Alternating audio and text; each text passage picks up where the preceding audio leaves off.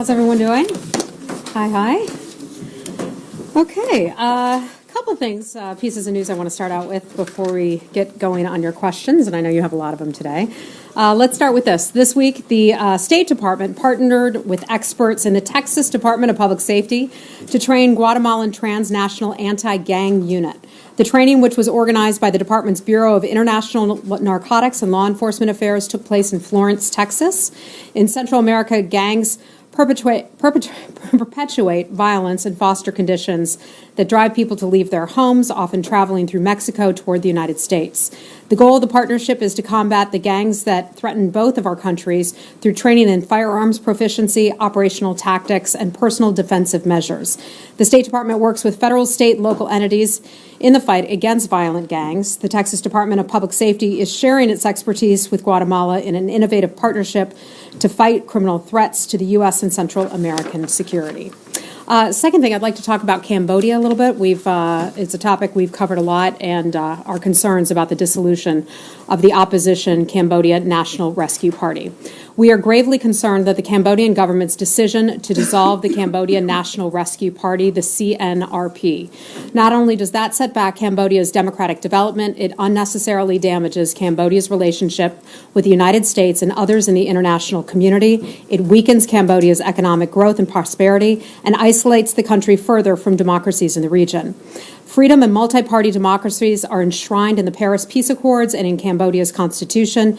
The Cambodian government's decision marks a sharp reversal of those ideals.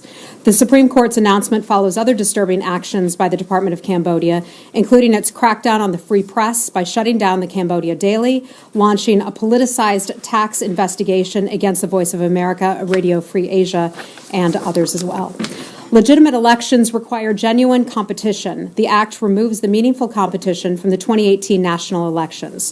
For the 2018 elections to have international legitimacy, the government of Cambodia should undo its dissolution of the Cambodia National Rescue Party, release the imprisoned leader Kem Sokha, and allow opposition parties, civil society, and media to maintain their legitimate activities. Can I just ask you one thing about that? I have one more thing. Can we come back to that then? Yeah. Okay. And then finally, today, Secretary Tillerson is hosting foreign ministers from across the African continent and the African Union Commission Chairman Faki for open discussions on trade, investment, security, and also good governance. Another key issue of importance at the AF ministerial today is the issue of Zimbabwe. The Secretary said in his opening remarks that we should work together for a quick return to civilian rule in accordance with the Zimbabwe's constitution. He also highlighted that Zimbabwe has an opportunity to set itself on a new path, one that must include democratic elections and respect for human rights. In addition to that, our Deputy Secretary of State, John Sullivan, is currently in Africa today. He arrived yesterday in Sudan and met with the Foreign Minister Ibrahim Gandahur, the Prime Minister Bakri Salah, and other government ministers and civil society members. After meeting with the Deputy Secretary, Foreign Minister Gandahur publicly announced that Sudan is committed to ending all military and trade ties with North Korea, an action that we strongly support. Deputy Secretary Sullivan and Foreign Minister Gandahur also discussed ways to build on cooperation in other areas, including counterterrorism, humanitarian access, human rights, and also religious freedom. The Deputy Secretary also delivered remarks in Khartoum to an audience of human rights activists, religious leaders, and other stakeholders. He encouraged Sudan to improve its record on human rights and also religious freedom. The transcript of his speech is available on state.gov. The Deputy Secretary then traveled to Tunisia, where he met with the President, the Prime Minister, and also the Foreign Minister. They discussed economic reforms and measures to consolidate democracy that the Tunisian government is implementing, along with its mutual security cooperation with the United States. Tomorrow, he will meet with Prime Minister Fayez Sarraj and Deputy Prime Minister Ahmed Matig of the Libyan National Government, or the Libyan Government of National Accord, rather. They will discuss U.S. support for the UN-facilitated political process to resolve the political conflict in Libya and help advance its stabilization. On Monday, the Deputy Secretary will travel to Nigeria, and that is where he will participate in the U.S.-Nigeria Binational Commission, the BNC. It is an annual high-level dialogue between the U.S. government and the government of Nigeria. Okay, and with that, I'll take your questions. You want to start in Cambodia? Well, very quickly, Yes. before I defer to Michelle, who needs a quick soundbite Okay. on the air, something you can appreciate, I think. Just on Cambodia, your statement, you said that this action further distances Cambodia from democracies in the region. Mm-hmm. What countries exactly are you referring to in the region? None of Cambodia's neighbors would say Thailand, which is under a junta right now, Vietnam, which is a one-party state, Mm-hmm. Laos, which is a one-party state, and Burma, which is not really the most democratic model. So what countries are you I would say that referring there are to? democracies in the region. Bangladesh would be an example of democracies in the region that would have greater concerns about the movement away from press freedoms and other freedoms. Okay, but I just would make the point that Thailand, that Cambodia's immediate neighbors, it seems to be going in the same direction as them, not distancing themselves because they're not really democracies. I think Anyway. we've said not only does it set back Cambodia's democratic development, it damages their relationship with the United States and others in the international community. Okay. Okay? Michelle. All right. Thank you. Hi, Michelle. Remind me, where are we starting today? Where did we We're start? starting on the state of the State Department. Okay. There have been lots of letters from Capitol Hill about this. McCain and Shaheen are urging the secretary to end a hiring freeze and to resume promotions. Murphy is asking Tillerson to rethink this buyout procedure. Can you reassure any of these members that, A, their concerns will be taken into consideration and that Tillerson's not gutting the department? Yeah, a couple things to that matter. First, let me start addressing them in pieces, if you'll allow me that. First, let's talk about the redesign. The redesign is an effort that continues to take place. You may recall back in September, we sent a note or our update to OMB. It sits with OMB right now. It is a process that is we are continuing to work on. We don't have all of the answers to provide people right now. Admittedly, the department could do a better job of communicating every single step along the way of the redesign process. I was just in Burma where we got questions from our own staff about where things are with the redesign. And I said to them, and I think we've been clear in this building, we would like to be able to share more. The process has not been completed just yet. I can tell you that we have some very high-level career Foreign Service officers who are involved in the top levels of the redesign. I can discuss with you some of those people, and I think that will at least help reassure some of our folks in the building who have a lot of questions about the future of the State Department, what the State Department will look like. I want to make it clear that the people who are implementing the redesign, the people who are deciding the future of the redesign, it's not coming from a brand new political appointee like myself. It's coming from people who have worked for the State Department for many years, in some cases, decades and decades. This process has involved a cross-section of the entire department. It's included some junior, some mid-level, mid-career staff members, and also senior members of the Foreign Service. You may recall that 35,000 members of our community weighed in when they were asked to fill out that questionnaire regarding the redesign. 300 interviews have been conducted so far as a part of the redesign process. It's been an inclusive process. Many of you work in the private sector. I would ask, have your companies ever asked what you think should be the future of your corporation? I'm pretty confident in saying that answer is probably no. So this department regards the overall redesign as being an employee-led, employee-driven process. And I will again go out and say, admittedly, there has not been enough communication. And I think the department recognizes that. I would like to share with you some of the people who are involved in some of the phases of the process, because that has not previously, to my knowledge, been discussed just yet. And I think it'll make people feel perhaps a little bit better about it. The Executive Steering Committee has been chaired by Deputy Secretary John Sullivan.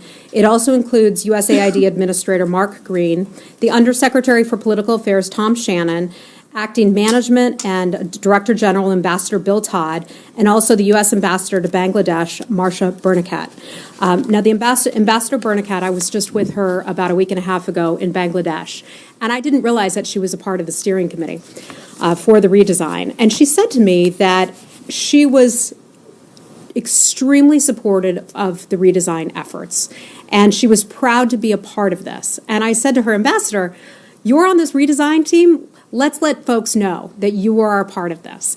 And so with that in mind, I think the department recognizes that we need to say more. So hopefully our folks who are listening or watching around the world who work for the State Department, will feel more reassured that people who love this building, who are part of this institution, who believe so firmly in what the State Department does, are the key people who are involved in seeing this process through. But that doesn't answer the problem of the question of lots of departures in high-ranking places. Yeah, so I wanted to get out this. in the hiring freeze. I wanted to get to this in pieces, so I think we've covered the overall redesign. Okay, so that is a work in process. Let's talk about the American Foreign Service Association letter, and I think that's one of the things you're getting to right now. And I'm glad you brought that up because we didn't get a chance to fully address it last week. There were articles and there's been some information that has come out that I think has been misrepresented or misconstrued. I want to go over some figures and I want to just go through this kind of slowly so that we get it clear and on the record. The number of Foreign Service officers as of October 31st, 2017 is 985. Those are senior Foreign Service officers. 63 are waiting for Congress to approve their promotion.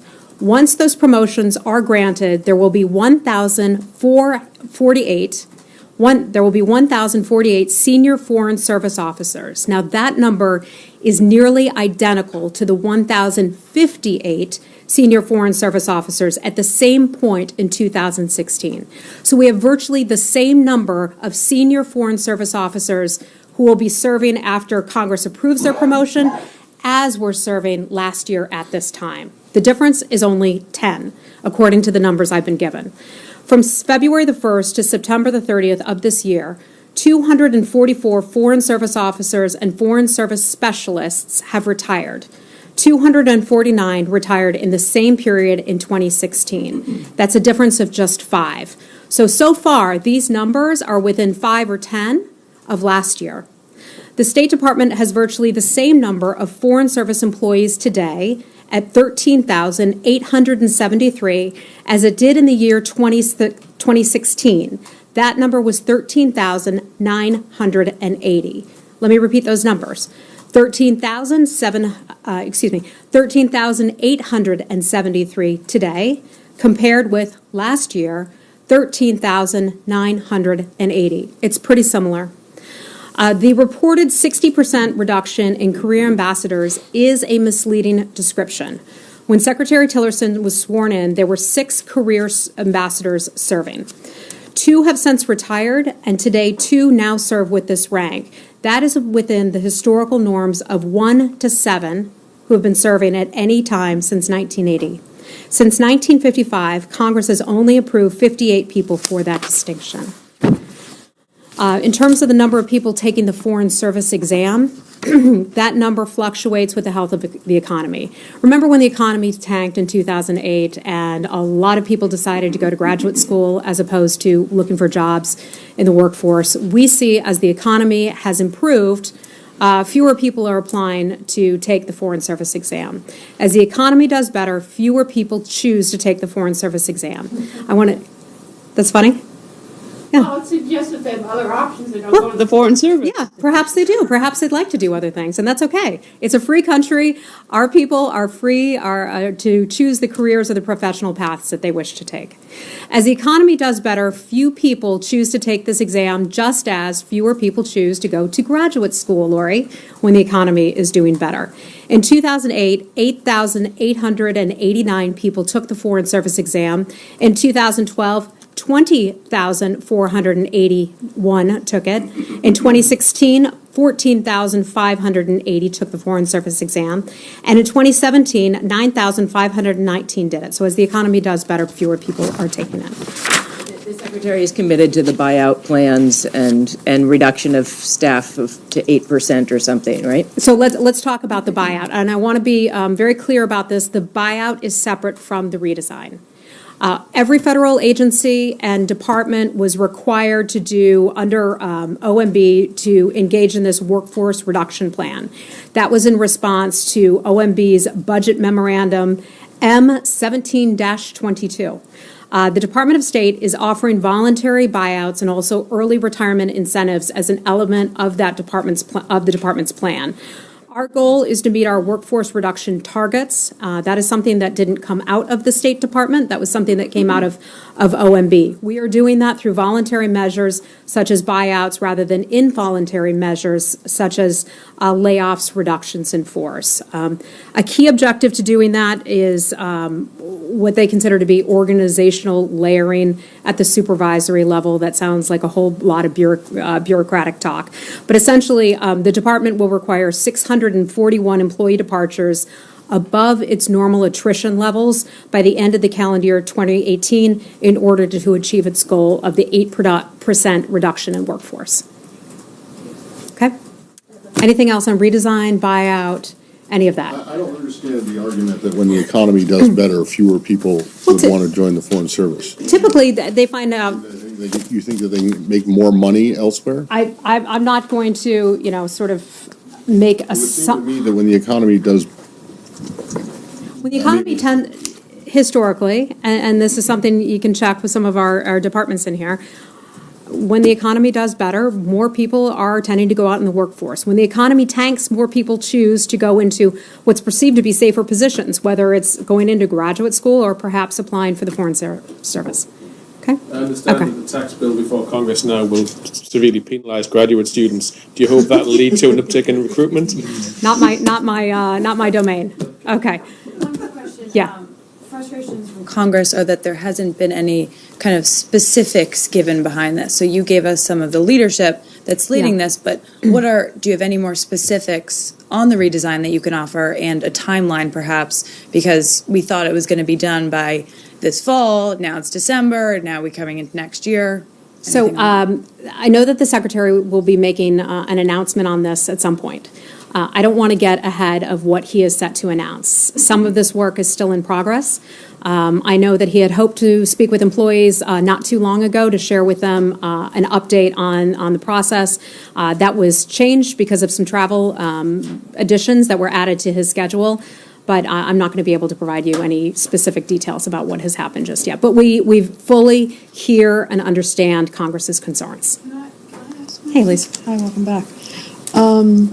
So I understand that you said that that AFSA is misrepresentative of the numbers in terms of career foreign service. Mm-hmm. But what do you say to just the general perception of career officers that they may not be at like the top career ambassador level because there's so few, but like in those lower few ranks that are just saying like, you know what, I'm not getting a new post, I'm not welcome here anymore, I'm getting the signal that I should leave because there's no more work for me to do here, that I'm not appreciated. And those are the people that may not be at the top level, but there are a lot of people at that kind of upper range still that are just leaving because they feel like they're not welcome here anymore. So that's sort of anecdotal in nature. I can only speak to anecdotal, but we've all spoken. Yeah, we've we've all heard that. I have not had the chance to speak to people who have said that to me. I have spoken with people who, after many years, have made the personal decision to retire. People who have been fantastic and have done so much good work for this building. I've had the opportunity to meet with, and most recently on 2 recent trips, work with some of our Foreign Service officers who are in the field. They, and you've covered this building for many years, know how terrific they are, know how transparent they are, know that regardless of policies that may be, that they may have to carry out, that they may not support, they would not necessarily express those opinions. I've never worked with a more professional, and I mean this from the bottom of my heart, I've never worked with a more professional group of people than our Foreign Service officers. They have the utmost respect for me. I hope, and I know this doesn't offer a lot, but if I can convey in any way their professionalism, the level of respect that I have and that others have in this building for the work that they do, I hope they won't give up. I know that times may seem tough right now. I know that the headlines coming out of the State Department do not look good, do not look promising. We have a lot of work to do here at the State Department, from the crises that unfold in Burma right now to what is going on in Iraq and the good defeating of ISIS that we are doing. We have so much work that has left to be done, to what is happening in Cambodia right now. Their work, I can just say from a personal point of view, is valued, is needed. We need the Foreign Service officers to keep doing what they have committed their lives to do. I hope that they will stay on. It breaks my heart to hear that some feel that they aren't wanted or aren't needed or aren't appreciated. If I can get somebody else to convey that more convincingly than I can, I would love to do that. But I can just speak for myself right now and say how fantastic they That's are. a very impassioned statement. Do you think it would help if maybe the secretary would address, the employees of the building and kind of worldwide and tell them? Because I think they're looking for that type of, leadership. I guess that's what I think all of the criticism that has been written about. I understand that. And I think when he does go to post, and he had the opportunity to speak to our colleagues in London not long ago, he spoke to some of our folks in Burma, he was at some of our embassies in Asia, for example. I know he conveys that. I know he says that he values their work. Could we do more? Sure, I think we could always do more. Yeah. I think some folks in the building were taken aback when the secretary gave an interview to one of our colleagues from Bloomberg, I believe, that said that if there's low morale, that he's not seeing it, that he walks the hallways and people smile at him. He's of course the boss and the Secretary of State. So I'm wondering, the facts of it aside, and taking you at your word that everyone here really truly values the work people are doing. Does he get that there is a perception, at least, that's not the case? I mean, does he understand that the facts aside, people feel a deficit there? I have spoken with Undersecretary Tom Shannon about this. I have spoken with the Deputy Secretary John Sullivan about this very matter. They're extremely involved in this process. I know that they feel that we could do more to talk to our people. I think they understand and appreciate that there may be a morale issue in this building. I have seen and have talked to people, and will be frank, that sure, there is a morale issue in this building, and that's why I say, folks, hang in there. We have a lot of work to be done. Please don't give up. Don't give up on this building. Don't give up on what America is doing. Don't give up on the importance of this job and this career. Okay, anything else? Yeah, hey. Recently, North Korean defector soldier was shot down by the North Korean army at the JSC, joint security area in Panmunjom. Do you have any comment on this incident? So I think this man, and forgive me because I may have missed some of the headlines in travel over the past week or so, but I think this man was trying to cross into North Korea from South Korea, and he's been detained by the South Koreans. I think that is where it stands right now. He's an American citizen. As you know, we can't say a whole lot about that. If I have anything more for you, I will certainly give it to you if I can, but we're limited in terms of the things that we can say about Americans. So what is the joint security area is charged for the U.S. Army? I'm sorry, say that again? Commander-in-Chief and U.S. Army, and they have to responsibility this area for shutdown. I'm not familiar with exactly where he was when this man was taken into custody. I know he was in South Korea, but I'm not exactly certain where within South Korea he was taken. Is that what you're asking? Whether he was within the DMZ or? DMZ incident. Okay. North Korean defectors shooting by the North Korean army. That incident. You don't know that recently. Let me get back to you on that. Okay. Anything else on North Korea? One more question. Okay. Hold on. Okay. This is the state-sponsored terrorism issues. Do you think the president has decided that North Korea is reassigned North Korea as a state-sponsored terrorism? Well, if a decision has been made, it hasn't been announced just yet. So I'm not going to get ahead of anything that the secretary is about to announce on North Korea. Optimistic or pessimistic? Pardon me?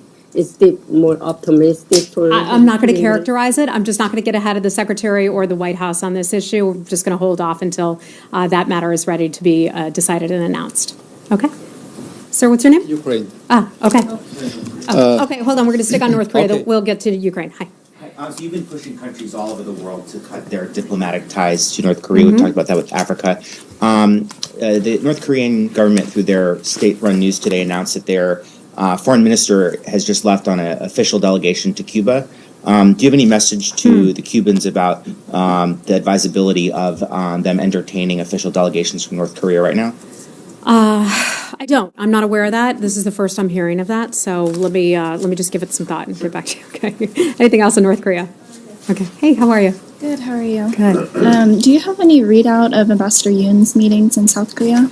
Hold on one second. So I know I don't think I have a readout of his meetings, but I can confirm that he did have some meetings in South Korea. But I don't believe I have specifics on who he met with. Hold on. I don't think we do. Robert, do we have anything on that? We don't. Okay. Yeah, no, I'm sorry, I don't, other than just to confirm that he was there. Pardon me? Did you get one? I will certainly ask, yes. Okay. Hey. Follow up on that. The Chinese sent a delegation or a senior envoy to North Korea at exactly the same time. Was that something discussed while Mr. Trump and Mr. Tillerson were in China? I'm not aware of that. Sorry.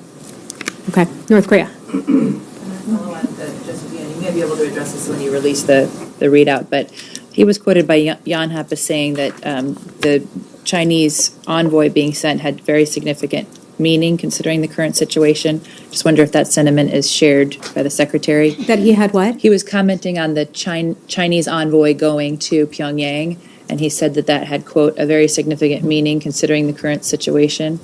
I'm just wondering if you have some sentiment from this building on what you're hoping to see out of the meeting that the Chinese envoy is having. Well, I wouldn't want to get ahead of that, but overall, I can say, China has been, and the president spoke to this in his travel overseas, that China has been helpful. We always look at all countries and say that there's more that they can do to help on the matter of the DPRK. China has been taking steps in the right direction, and we feel positively about that. Okay. Anything else in North Korea? Yes, North Korea. Okay. It seems there's a disagreement between the U.S. and Chinese over the idea of a freeze for freeze. The president had come out earlier suggesting that China and the U.S. were on the same page and did not support the idea of a freeze for freeze, and now the Chinese are saying that's one of the things under discussion with North Korea. You have any response to this? I know that some countries would like to see a freeze for freeze. I'll come back to something that I've said before. There's no moral equivalency between the actions on the part of the DPRK, and by that I mean missile launches, advanced nuclear tests. There's no moral equivalency between that and our legal, justified activities when we take part in freedom of navigation operations, for example. One is not equal to the other. Our activities between the U.S. and South Korea, for example, are lawful. They're long-standing. They've taken place since, I believe it was the 1950s or so. They're defense-oriented military exercises. What the DPRK has done has been unlawful nuclear and ballistic missile programs and testing.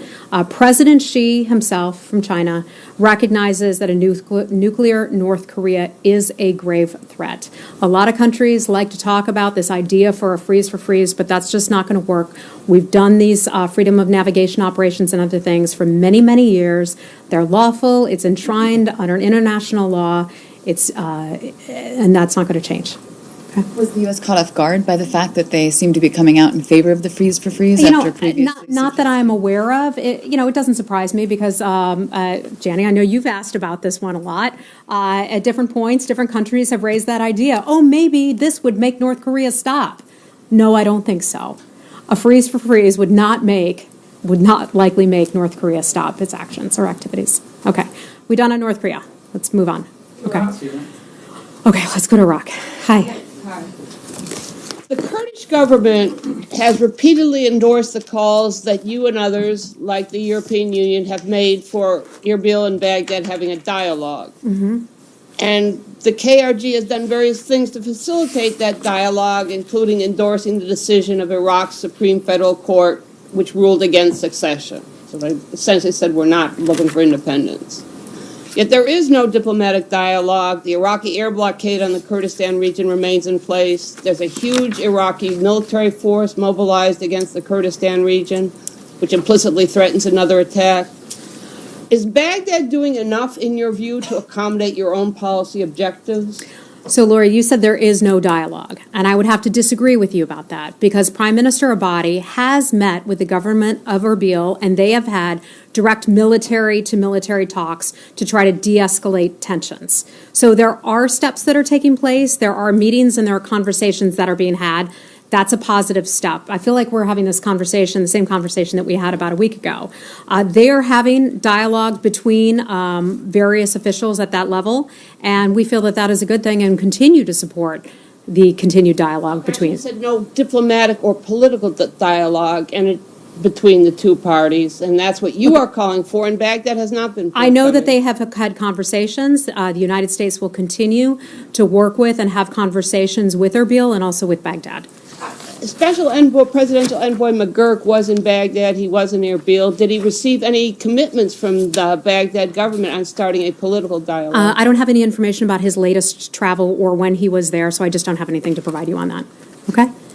Hey, hold on one second. I want to ask about Syria. Okay, let's talk about the area. All right, guys, let's talk about Syria. Hold on. With the Russian veto yesterday in the United Nations of the Joint Investigative Mechanism, I was wondering if you could talk a little bit about what the United States is looking at to replace that so you can continue to keep an eye on the use of chemical weapons and who is responsible in Syria. So, Carol, you're talking about the Joint Investigative Mechanism. We've talked about this a few times over the past couple months or so. We were extremely disappointed that the Security Council did not renew the mandate of the Joint Investigative Mechanism. What is so important about this Joint Investigative Mechanism is that that entity, if you will, determines culpability for chemical weapons use. Okay, that is important to know. Not just that chemical weapons were used, but who actually deployed them, which country, which entity has deployed them. We see this, the work of the Joint Investigative Mechanism, as critically important to holding people, individuals, militaries, responsible parties accountable for the use of chemical weapons. We know that Russia once again prioritized protecting the Assad regime. We know that Russia has helped the Assad regime in the past. When they were on the verge of crumbling, its military Russia came in and helped them out and helped strengthen the Assad regime. So we were very disappointed by the vote at the UN Security Council. But, and some of this I want to leave for the UN to handle themselves, since they're the ones who are up there handling this. But Japan has put forward a new resolution to try to extend the Joint Investigative Mechanism mandate. That would be for a month, 1 month's period, so that members of the Security Council could actually have additional time to consult on the structure of it and also its methodology. And so we want to thank the government of Japan for doing that, and we hope that that will pass.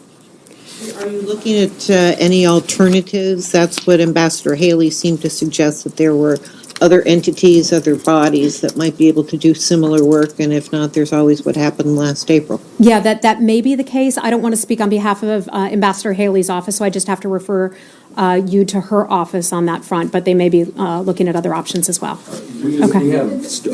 We are hearing at the United Nations that the Russians are actually maybe putting their foot down on that particular resolution. On the Japan one? Yep. That would be Are you hearing the same down there in this building? very disappointing if they did that. And Lavrov says you're engaging in fake diplomacy. Who is? Say about that. Foreign Minister Lavrov. Fake diplomacy on what? On, the version of the U.S. version of Russia not being involved in the draft that Ambassador Haley was talking about. That I'd have He to says refer you that's just fake diplomacy. Yeah, and any this response? is another matter where, a world leader, a top official will say something that's outrageous, ridiculous, and try to get us to comment on it, and I'm not going to comment on that. But I think the Joint Investigative Mechanism is something that's respected, something that's valued, a body that takes its work very seriously. They attributed some chemical weapons use to the government of Syria. Russia obviously doesn't want to hold Syria to account for some of those activities. Okay? During the Asia trip, There was a joint statement issued by US and Russia. There was a what? A joint statement Yes. issued by the US and Russia recommitting to the Geneva process, and there was a suggestion that there was some common ground had been reached on the Syria issue. Does what's happened at the UN put that into difficulty? Well, look, we've said this a lot. You know, there are a lot of areas where we don't see eye to eye with Russia, but there are some areas where we do see eye to eye. And it may seem odd because it's actually in the same country. We're talking about Syria, where we don't see eye to eye with the Russians on how they're handling the joint investigative mechanism. But we do see eye to eye with them on the defeat of ISIS, and that's the whole reason that the U.S. is engaged along with the coalition allies in Syria to begin with. And where we do see eye to eye, as the president and as Vladimir Putin and Secretary Tillerson have discussed, is in trying to create another ceasefire zone. There's the one, and I talk about it all the time because I'm proud of the work that we've done in holding a ceasefire since July the 9th, I believe it was, of this year in southwestern Syria. So the secretary and the president and Mr. Lavrov and Vladimir Putin had agreed to trying to put together another one. If we can do that together and find this area of agreement and could potentially bring in more aid and save lives and try to get Syria more stable, try to get it back to a place where people can eventually return to their homes, that would certainly be a good thing. I hope we can get there. That's the ceasefire, but what about the Geneva process? Oh, the Geneva process, that's something that we are completely supportive of. We have talked about that for a long time. I know up at the United Nations, as the Secretary met with the like-minded countries on Syria and also with the de-ISIS coalition members separately, that was one of the things that we recommitted ourselves to, the Geneva process, so that hasn't changed.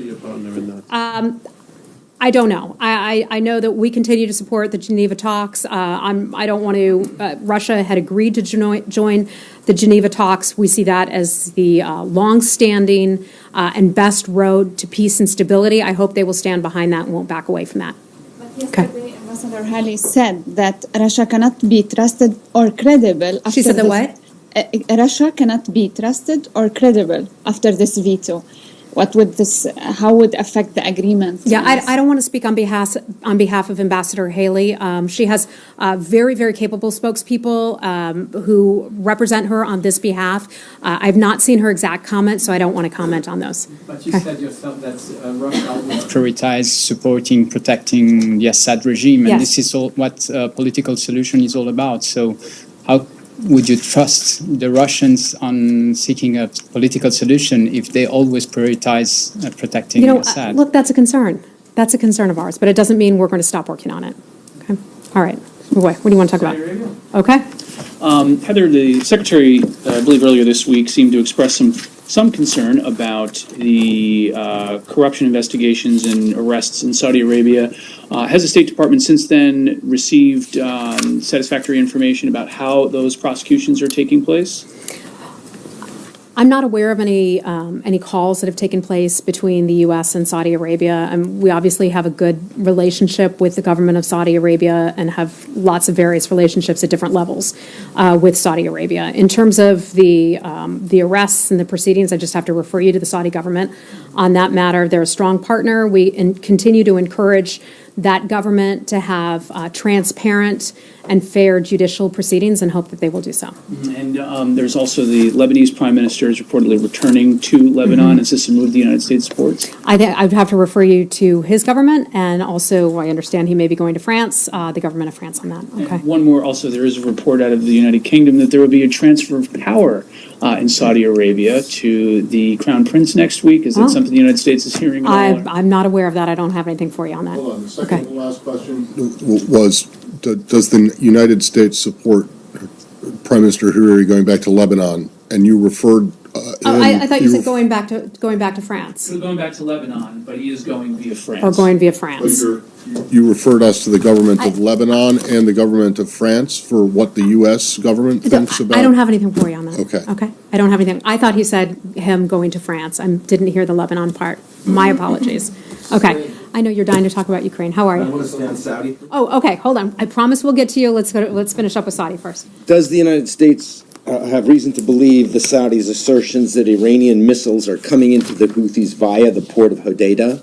This first, there are reports that Mr. Hariri, what does the United States have to say about reports that Mr. Hariri is going to Paris And do you believe that he will stay there in exile, or would you want the French to ensure that he goes back to Beirut? I think we have no idea on that. That one is the one I would refer you to him and also to the government of France. And on the missiles? In terms of the missiles going in, potentially, that some would say, go into Yemen. Is that what you're referring to? Does the United States have reason to believe the Saudis' assertions, or do you support their assertions that these missiles are going through the port of Hodeidah?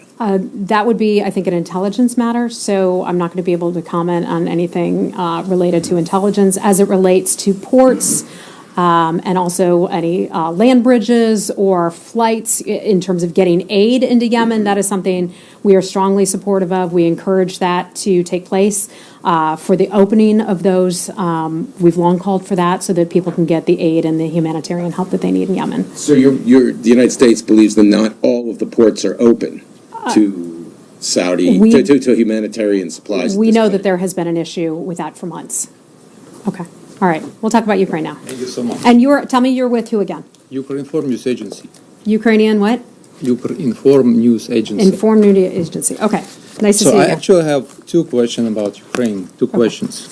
The first one is about today's news that journalist of the Ukrainian radio, Pavlo Sharoyko, was arrested in Minsk, Belarus. He was detained last month in October, but the Belarusian KGB and the government of this country have been keeping silence on that. The other Ukrainian journalist, Roman Sushenko, has been detained in jail in Moscow for more than 1 year. We also know other Ukrainian journalists who were persecuted by KGB/FSB. Do you have any comments on the situation? Sir, I'm sorry, I don't have any information on that. I'd like to look into that and get back to you. In general, about the detention of Ukrainian journalists outside in Belarus and Russia. One of the things that you will hear, and I know we haven't had a chance to work together very often, but I'm really passionate about the rights of journalists, about the importance of free speech, about the work that reporters do in dangerous conditions all over the world. We firmly believe here at the State Department that in other countries, more voices contribute to a better democratic and more fair society. So if there are journalists who are true journalists who are being detained, that would be a concern of ours. But the specific cases that you're talking about, I'm afraid I just don't have any information for you on those cases, but I'd like to look into it for you and see what I can get. Okay, and the other question is about the visit of Assistant Secretary of State, Mr. Mitchell, and his meeting with President Petro Poroshenko and other senior government. Do you have an official remarks? And in general, could you comment, how do you assess the level of the cooperation with Ukrainian government? Okay. A couple things. So our new Assistant Secretary, Mitchell, I don't believe you all have met him yet, have you? Okay, I'd like to bring him down to the bullpen and introduce you all to him someday soon. I think you will enjoy him. I have a little bit of information about the trip that he just returned from. I believe he's now back in Washington. He went to Belgium, France, UK, Germany, Poland, and also Ukraine. And I've got a bit of a readout on some of his meetings, if I can go through this for you. In the UK, Wes Mitchell had constructive meetings in London on November the 9th at the Foreign and Commonwealth Offices and Her Majesty's Treasury. He discussed a wide range of topics with UK officials and emphasized the United States' commitment to continue building on the strong relationship between our two countries. In Germany, he had meetings with senior government officials in Berlin. Assistant Secretary Mitchell reinforced the importance of transatlantic relations and our close continued cooperation with Germany on international issues of mutual concern, including Iran, Russia, and the DPRK. In Poland, he visited there November 11th through 14th. He took part in Independence Day observances and other civic and cultural events. He had frank and positive exchanges of views with Polish government and opposition members and had the opportunity to discuss concerns with representatives of the American business community and of Polish civil society. And then in Ukraine, as you asked about, November 14th to the 16th, Assistant Secretary Mitchell met with senior government officials in Kiev, including President Poroshenko, Prime Minister Groysman, and parliamentary leaders. He reaffirmed the United States' commitment to Ukraine's sovereignty and territorial integrity and encouraged Ukraine to continue implementing critical reforms. He also met with business leaders and reformers from civil society to urge them to redouble their efforts to transform the country into a prosperous, secure, and democratic European state. Thank you. Yeah, sure. So the Secretary in his comments this morning on Zimbabwe said that he, or the United States and others, would like to see a return to civilian rule in Zimbabwe. That is language that suggests that you believe that a coup d'etat has happened. Is that the case? Is that what you guys think? So we certainly wouldn't use that word. That word has a very specific meaning. We continue to monitor the situation there. It remains fluid. We don't have a final assessment of that situation, and as facts become more clear, then we may be able to make an assessment. Well, does the U.S. believe that Zimbabwe right now is not under civilian rule? He talked about the return to civilian rule. I think it would just say we have concerns about the situation, and we're continuing to monitor it. And then related to Zimbabwe, you opened up with a little thing about Guatemala and INL. A little thing. A little opening thing. It wasn't intended to be. You make it sound so cute, Matt. About INL, doing work in Guatemala. Yeah. Well, INL, there's an office within INL that you might be aware of, which is a wildlife trafficking office. Okay, and this is related to Zimbabwe. This office within INL works very closely with the Fish and Wildlife Service to combat wildlife trafficking. As you are probably aware, the Fish and Wildlife Service has decided to start licensing the taking of elephant trophies from Zimbabwe. And Chairman Royce of the House Foreign Affairs, Chairman of the House Foreign Affairs Committee, has come out with a statement within the last couple hours vehemently opposing this, saying that not only is it questionable on conservation grounds because of the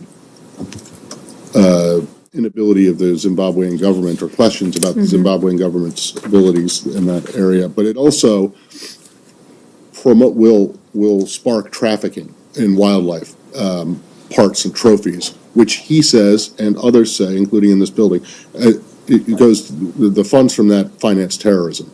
So I want to know, one, did the Fish and Wildlife Service communicate at all with the office, with the State Department office, which deals with wildlife trafficking, on its decision? And if it did, or even if it didn't, what does this building think about that decision to allow the licensing of elephant trophies? Okay. Let me look into whether or not Fish and Wildlife under the Department of Interior was in touch with us. I don't have the answer to that. I can tell you that the State Department recently released a new report. Some of you may be familiar with this. It's called the END Wildlife Trafficking Act. It was a report to Congress. And this is what I can share with you about that the State Department worked with other agencies on a task force to put together this wildlife trafficking report. There were countries included on this list. Our government, I believe, Zimbabwe was or was not on that list. Was not on that list. This is something that was put together as a sort of an interagency process. I know this is different than what you were asking me about. You're asking me about the decision on the part of U.S. Fish and Wildlife. I'll just have to get back to you on whether or not they consulted us. And then, unrelated to that completely, does the administration have any comment on the legislation that was introduced earlier this week by Congresswoman McCollum and others regarding Palestinian children, protection of Palestinian children? I don't have anything for you on that. I'm sorry. And then, last one. You got that one, Palestinian children? Okay.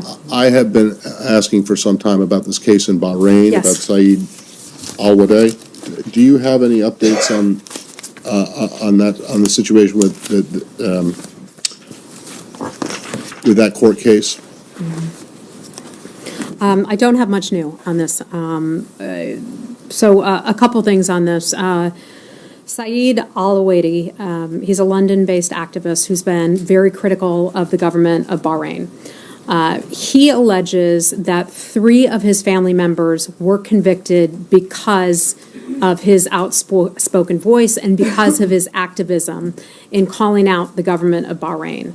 So we understand that 3 of his family members were sentenced, at least two of his family members were sentenced to 3 years in prison by Bahrain court on October the 30th for terrorism-related offenses, so very serious offenses, and that another family member of his was sentenced on a lesser charge in Bahrain. So that's a situation that we're monitoring.